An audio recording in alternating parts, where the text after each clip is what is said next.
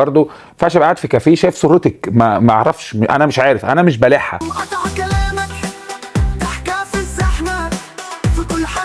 مساء الفل، ايه الاخبار؟ عاملين ايه؟ هنتكلم عن حلقه الناس كلها هتستفيد منها، تمام؟ هتزعل ناس مننا كالعاده، ده الهدف بتاعنا. هنتكلم النهارده عن اللبس بتاع الستات. يعني كلنا ملاحظين طبعا الفتره اللي فاتت ان في تغيرات ابتدت تحصل في المجتمع، وان الستات كلهم بقوا شبه بعض، واحنا كشباب ابتدينا نتلخبط، ما بقيناش فاهمين مين الصح ومين الغلط، مين الطبيعي ومين الصناعي. بنات برضو تتفرج على الحلقه عشان تستفيد تتعظ، يعني تمام؟ احنا بنشوفكم ازاي. موضوع الكروب توب طبعا، بس ده السن بتاع ال 18، السن اللي هم بتوعنا دولت ما يقدروش يلبسوا كروب توب، يعني يقعدوا في البيت يجي لهم ياخدوا مجموعه البرد ويناموا لهم شهر. بس احنا بنتكلم على البنات الصغيره، ازاي بتنزلوا بكروب توب، وكمان انتوا بتنزلوا بكروب توب وتبقى جنبك واحده قاعده لابسه بالطو وهي اللي تبرد وانت تروحي تبقي زي الفل. موضوع كروب توب ده اللي اخترعه ما اعتقدش ان هو كان بيفكر فينا كاسكندرانيه بالذات، يعني ان احنا في محافظه اسكندريه هيبقى صعب شويه موضوع الكروب توب ده. وكمان انا مش عارف يعني السره ما تعتبر عوره نوعا ما، فبنغطيها. ما ينفعش ابقى قاعد في كافيه شايف صورتك ما اعرفش، انا مش عارف، انا مش بلاحها. لو في حاجه انتوا متفقين عليها او انتوا فاهمينها قولوا لي، بس انا موضوع ان السره تبقى باينه غريبه، يعني انا مش شايفها يعني. طيب نبتدي نتكلم عن اللبس الشتوي اللي ابتدى يخش علينا. ايه موضوع الاجز دوت؟ يعني موضوع الاجز هنمسكه من تحت لفوق. ايه موضوع الاجز ده؟ جبتوه منين؟ يعني اتشهر مره واحده كلكم لابسين اجز وكده، وكمان الاجز ده بتاعها كده بتبقى شمواه ولا ما اعرفش عامله ازاي، وتحسها نيه كده. انا ما اعرفش البتاع ده اخترعوه للشتاء ازاي، يعني اعتقد ان هو معمول بره عشان تقعدي بيه في البيت او تنزلي تقعدي بيه في حته نظيفه. يعني انا الاجز ده لو قعدت بيه في البيت هيتوسخ. بتنزلوا بيه ازاي وبتخرجوا بيه ازاي؟ وكمان انا سامع ان سعره غالي جدا، كمان هو لونين وكلكم لابسينه. ايه يعني فين الانفراد في القصه؟ ما كنت طول عمرنا بنغير في اللبس وكل واحده تبقى منفرده بحاجه. ما علينا يعني، بس موضوع الاجز زاد عن حده شويه، وعايزين نبتدي نفهم هو الاجز ده انتوا تلبسوا تحتيه شراب ولا لا. معلش انا بتدخل في حاجات، بس انا عايز افهم انتوا بتفكروا ازاي، لان انتوا كلكم بتقلدوا، كل حافظ مش فاهم. تاني حاجه الموضوع بتاع البنطلونات الجلد. يعني انا بحس، عارف انت صوت التزييق دوت هنشغله لكم. ماشي، هنرجع بس لحته معينه، حته بتاعت الاجز هنطلع صورته، لان عم محمد السايس شافني من كام يوم وكان بيقول لي عايز ترجمه للحلقه. انا ما اعرفش عم محمد السايس بيتفرج عليا ليه بصراحه، يعني هو يعني ميتين التيك توك على الناس اللي جابها لنا، بس خلاص يعني انا كان نفسي والله ناس تانية خالص تتفرج علينا، بس لو ده اللي شغال يعني طول ما الثلاجه محتاجه اشتغل اي حاجه انا ما عنديش مشكله. ماشي يا عم محمد، هنطلع لك صوره الاجز بس ما تقرفناش، الله يبارك لك. بنطلون الجلد انا بحس كده ان هو بجز وانا وانتوا لابسينه. بتلبسوه ازاي؟ يعني بنطلون الجلد ضيق جدا جدا وبيبقى ماسك قوي، وهو بيتقلع بيبقى عامل ازاي؟ وعلى فكره هو مشكلته كمان ان في ستات بتلبسه وهو واسع بيبقى عامل زي غطا العربيه. انا بحس ان هو جراب مش بنطلون. وكمان ده بيتغسل ولا بيتورنش؟ يا جماعه انا بس والله انا مش بقلس عليكم، بس انا عايز افهم، يعني عايز افهمكم احنا كشباب شايفينكم ازاي. يعني انا لما بشوف واحده لابسه بنطلون جلد، اول سؤال ببقى عايز اعرفه، هي لما تعوز تغسله ما اكيد ده ما بيتغسلش، بتجيب بقى البتاع اللي هي بتاعت الجزم وتلمعه ولا بتعملوا ايه؟ يا ريت اجابات يعني. تيجي نطلع فوق بقى، الموضه الجديده اللي طالعه، يعني احنا كنا بنقلس عليها مدام زنزبار في الفيلم، كنا بنقعد نقلس على الطقم دوت. دلوقتي كلكم لابسين التايجر دوت، ما يعني الطقم دوت بتاع ابو هشيمه، احنا مش بالعينه. فوقيه فرو على بنطلون جلد، تمام؟ وبعد كده تقول لك انا بحب الحيوانات، يعني او مثلا تلاقيها مربيه كلب. انت عارفه الكلب لو عرف كام عيله اتشردت في الغابه بسبب ميتين الطقم اللي انت لابساه دوت هيشخل لك اساسا. ازاي كده يعني؟ جلد تمام وفرو ومدام زنزبار. طب جالنا من الكنترول دلوقتي ان هي اسمها مدام نيمار مش زنزبار، انا اسف وبعتذر، معلش زنزبار دي حاجه تانية خالص. بالنسبه لللاجنج هنديله حقه شويه في الكلام، لان اللاجنج احنا كلنا لما قلبنا من الاسترتش على اللاجنج، هو طول عمره اسمه استرتش بس بقى اسمه لاجنج، تمام؟ كنا متعودين عليه انه اسود، كان في ناس بتبالغ شويه تلبسه جراي وبتاع، لكن انا من كام يوم شفت واحده لابسه لاجنج ابيض.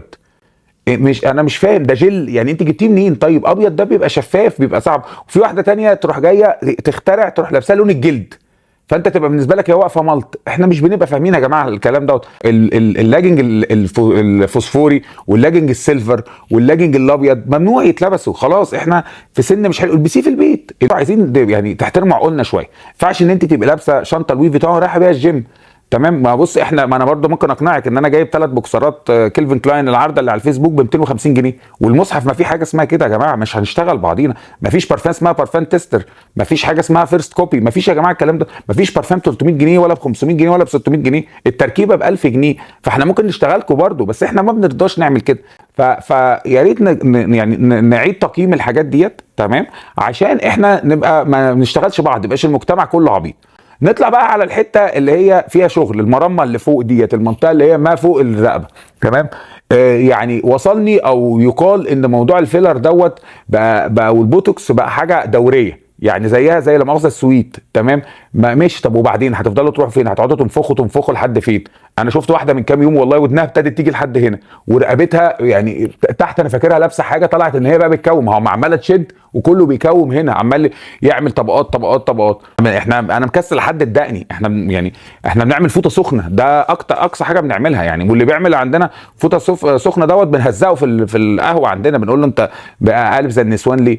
ما ينفعش خلاص. هو يعني المرمات الكتير اللي بتتعمل دوت اللعب خلاص، واحنا ابتدينا نهرشكم، دي بقى المشكله، تمام. لان الرجاله النهارده بقوا اذكى من زمان، تمام. وبعد كده انت ما تحطش ايدك على شعري، لا احنا الكلام ده كان زمان. اي واحده تشوفها دلوقتي تحط ايدك على شعرها، بنلاقي في اجهزه راكبه، في اجهزه راكبه. وكمان انا ما ينفعش ابقى قاعد مع واحده مثلا شعرها بتاع واحده ميته، او واحده كانت مذبوحه قبل كده، او جايبه لي شعر واحده باكستانيه كانت شغاله بتغسل اطباق ولا ساحره، فاهم؟ وعدلنا بيه، ما هو ده جيب لنا الفقر. وانا عايز اسال سؤال، انتوا بتلبسوا البتاع ده بتستحموا ازاي وبتناموا ازاي بيه؟ وبعد كده لما تقوموا الصبح انت مش حاسه؟ طب انا هسالك سؤال، انت لما بتهرشي لمين؟ ليكي ولا ليها؟ او انت بتبقى حاسه بايه؟ يعني انت عملتي كده رايحه لمين؟ انت فاهمه ازاي؟ وتلاقي واحده يعني في يوم عندها مثلا 50 سنه، تاني يوم تلاقيها عندها 38، تمام، ورفعتوا صوتكم وبتاع، وانا مش اشرب وانا مش اكل والكلام ده، هتشخوا على روحكم واحنا قاعدين ما عندناش مشاكل، كل دوت احنا قابلين. ايه موضوع الشفايف دوت؟ يعني الشفايف دي يعني مش قصدي والله، مش حدش يفهمني غلط، بس الشفايف دي طول عمرها بتاعت الرجاله، يعني دي حتتنا منطقتنا بقى، دي بقى الحاجات اللي احنا بقى ايه يعني بناخد وندي فيها. طب انتوا يا جماعه الشفايف دي ترضي ربنا؟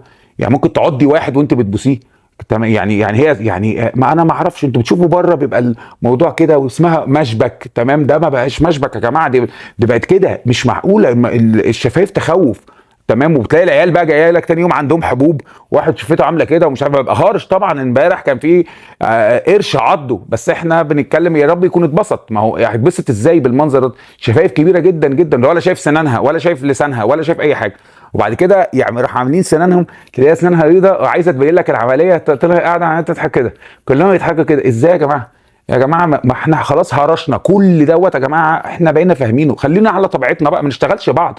ما احنا ممكن نعمل الحاجات دي والله العظيم، هوليوود سمايل والحاجات دي احنا هرشنا. تلاقي واحده طول عمرها مولوده وشها احنا عارفينه هنا، ما عندها خطوط وبتاع، مره واحده تلاقي عندها طابع الحسن عامله لك كده وقاعده عامله كده. وكمان انا خدت بالي برضو من حاجه الشباب تاخد بالها منها، ان الستات كلهم كل واحده ليها زاويه بتتصور منها، عمرها ما هتروح الناحيه الثانيه. يعني الناحيه الثانيه تحسها النيجاتيف بتاعها، هي كلها انا كده كده. طب تعالي كده، لا ما ترضاش. طب انت هل تعلم ان الصور اللي احنا بنشوفها ديت بتعدي على كام مرحله تكرير عشان توصل لنا؟ ده كل واحده بتاخدها تقعد تبعبص في الصوره ساعه الا ربع لوحديها، عندها برامج صرفه لها بتاع 300 400 دولار في الشهر عشان تعمل لك المنظر اللي انت شايفه. وانت زي العبيط تروح واكل على الكوكسه، تروح باصص ايه ده؟ الله بص وشها عامل ازاي، انجل فيس. انجل فيس ايه يا ابني؟ دي فشخه الدنيا، دي اللي انت شايفه ده معمول في معمل بقاله 13 سنه. مع الفلوس دي انت لو اديتوها لنا والمصحف الرجاله كلها تتجوز وتخلص. ما هو انتوا طلباتكم كتير، طب انت وفري الفلوس دي وروح هات لنفسك شبكه، ما تقرفيناش. ما هو مش هو في الاخر خالص كده ولا كده هيعرف اول دش هتاخديه معاه، او اول ما هياخدك في البحر وتنزلوا وتطلعي، كل ده هيبان. الرموش، تمام، لو في الصيف حلوه بتجيب طراوه تعملي كده بتهولنا، لكن في الشتاء صعبه. وكمان بعد الوقت بنلاقي كله، يعني انا ببقى شايف الرموش في كله على ازاي بتعملوا الحاجات ديت. من كام يوم والله العظيم في الجيم قاعد بعمل ضغط، تمام، ببص قدامي لقيت دوفر واقع. احنا عايشين يا جماعه مع دراكولا، احنا عايشين مع كائنات مرعبه، ضوافر مضروبه، حواجب معموله، مش عارف ايه. طب احنا بنشتري راجل، يعني احنا بندور على ايه طيب؟ والشخصيات ما احنا فاهمين في الاخر خالص النكد واحد. طب هنجيب منين؟ يعني مش هقدر اخش اكتر من كده. بس بقى انا كان دايما عندي سؤال، ليه الستات دايما تمام بيقعدوا يقول لك احنا سترونج اندبندنت، احنا مش عارف ايه، احنا الست مش عارف ايه. لما تعوزي تروحي للكوافير تمام، ولا تعوز تروح للدكتور تجميل، تمام، ولا تروح مدرب للجيم، تمام، لازم تقول لك راجل. حتى لما تعوز تولد تقول لك راجل. بص على ماتش كوره تلاقي الحكم واحده ست، مفيش فرق بين الراجل والست الا في دول. طب انت الكوافير انت بتحسي بايه؟ يعني هو الكوافير هيفرق في ايه انت رحتي الراجل ولا الست؟ يعني انا مش فاهم ايه الصنعه اللي عند الراجل بتبقى اقوى من الست؟ يعني بعتوها لنا ازاي؟ تلاقي خطيبها تقول لك ده ما لمست شعره مني.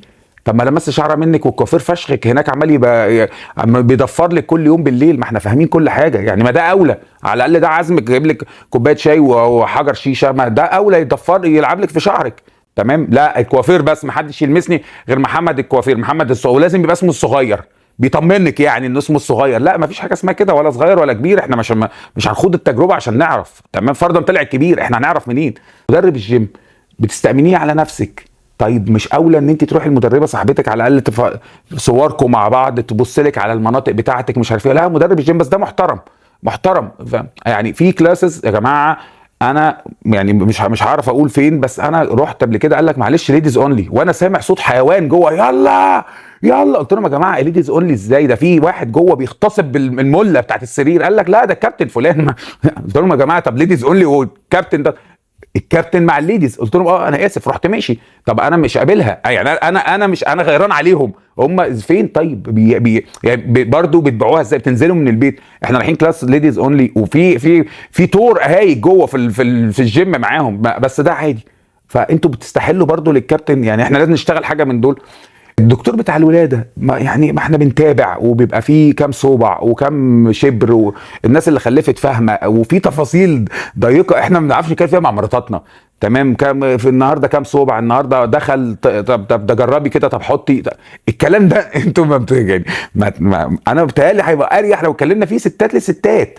تمام، برضو انا مش عايز اقطع عيش، انا عندي اصحابي كتير دكاتره نساء وولاده والله العظيم وزي الفل ومحترمين ومنتهى الادب والاخلاق يعني، بس يعني الشيء بالشيء يعني، فاهم ازاي؟ خلاص يعني ما اعرفش. طيب نبعد عن الحته ديت عشان ما نجيبش مشاكل نفسيه. دكاتره التجميل، عديتي المراحل دي كلها، رحتي للمدرب بتاعك وعديتي على الكوافير بتاعك وولدتي مع الدكتور بتاعك، رحتي عايزه تعملي عمليه تجميل، عايزه تكبري لا مؤاخذه حاجه، بتروحي للدكتور تتكلموا في ايه؟ انا اللحظه دي انا كنت علمي علوم، انا تقريبا كنت يعني ان عمري ما ندمت ان انا ما دخلتش طب غير لما عرفت ان هم اللي بيعملوا العمليات دي. انت بتقعدي مع الدكتور بتصحي الموضوع ازاي؟ يعني هو بيخش لك، بتخشي له مثلا تقعدي معاه تقولي له ايه رايك ينفع كده؟ فيقول لك لا والله ما ينفعش. طب انت عندك حل؟ يقول لك لا ده انا هخليهم لك زي الفل. تفتحوا الموضوع ازاي؟ يعني هي بتبتدي ازاي؟ وبتاخدوا المقاسات ازاي؟ وبتتفقوا ازاي؟ وبتعرفوا ان العمليه نجحت لما هو بتروحي له تقولي له نجحت ازاي؟ تمام، ولو انا اسف لو طلع في حاجه معيوبه او مثلا حاجه اكبر من حاجه بتشرحوها له ازاي؟ بتقعدوا، انا عايز بجد حد يجي يقول لي بتبيعوا القصه دي ازاي؟ يعني بتعملوها ازاي؟ مساء الخير يا دكتور، انا اكتشفت ان اليمين اكبر من الشمال، عملتيها ازاي؟ هل انت يعني ما اعرف هو معلش، والاستاذ بيبقى فين؟ يعني البي اللي هو بقى بيستخدم الحاجات ديت بيبقاش عارف ان المجهود اللي اتعمل دوت مين اللي عمله؟ او هل الراجل ده بعد كده بقى بيجي يشكره يقول له تسلم ايدك انا استريحت جدا امبارح؟ او انتوا بتعملوا ايه؟ طيب بتفهموا انا ركبت الاسانسير انا ومحمد ابني مع واحده من كام يوم، فهو الاسانسير ضيق اساسا وهي قاعده مصممه وعامله كده ومطلع لنا 2 ايرباج فانا ما فتحتش بقى، بس انا شايف ما بينها وما بين المرايه حته قد كده، فبقول لها ارجعي ورا، قالت لي مش نافع. فببص لقيت في ايرباج ورا تحت تاني. انتوا طب ما انتوا يا جماعه يمكن عشان التوازن فوق وتحت، بس انا بعد كده وانا قاعد بس بتخيل، بس اول ما تخيلت ان دي عشان تعمل العمليه دي راحت لواحد فوصفتها له ازاي، وبعدين هو بعد كده وقعد انا يعني اللي برضه معلش الواحد برضه يعني بيتكلم مع ناس، انا عرفت ان الموضوع ده ليه استشاره. فهي بتروح له بعد كده تمام، يروح زي الفل يلا توكلي على الله، لا الدنيا ماشيه تمام. طب وبعد كده ايه الصيانه الدوريه اللي بتعملوها للعمليات ديت؟ يعني هل هو كل فتره بيبقى في حاجه معينه؟ بصوا انا عارف ان انا يعني انا لازم اوقف الحلقه لحد هنا عشان انا اكتر من كده هتبوظ مني. اتمنى تبقى عجبتكم وربنا يستر يعني. شكرا.